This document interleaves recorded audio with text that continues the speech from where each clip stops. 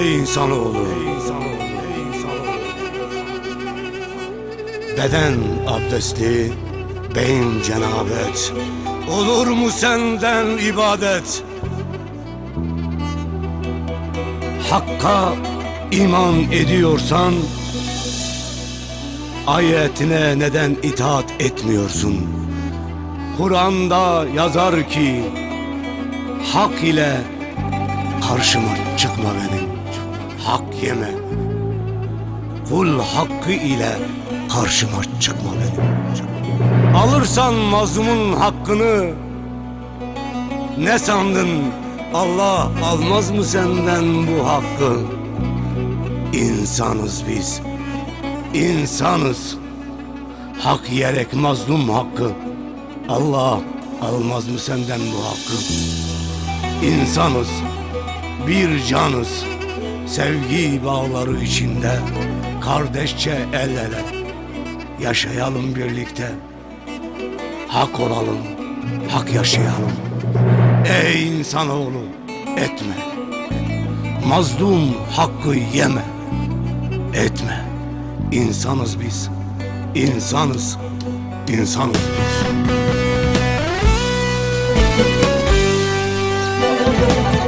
Neslimiz, aslımız önemli elbet. Silinsin kalplerden kinden elliler. Edepsiz cahilin çoktur zararı. Hak yiyerek mazlum hakkı Allah almaz mı? İnsanız, bir canız, insanız biz. İnsan olalım, insan barış içinde. İnsan olalım, insan sevgi içinde. İnsan olalım, insan barış içinde.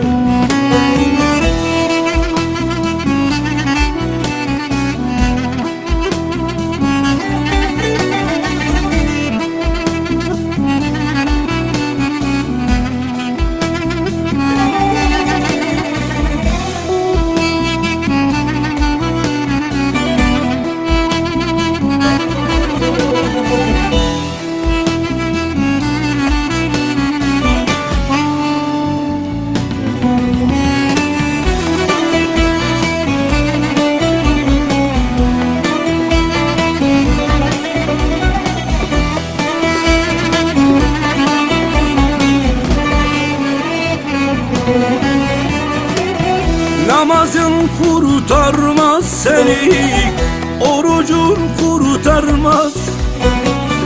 Ayet var Kur'an'da, Allah ne der ki? Kul hakkıyla çıkma benim, sakın karşıma. İnsan olalım, insan sevgi içinde. İnsan olalım, insan barış içinde. İnsanız biz, bir canız, kardeşçe el ele yaşayalım birlikte, bir olalım. Hak yiyerek mazlum hakkı Allah almaz mı? İnsanız biz, insanız, insan olalım. İnsan olalım, insan sevgi içinde.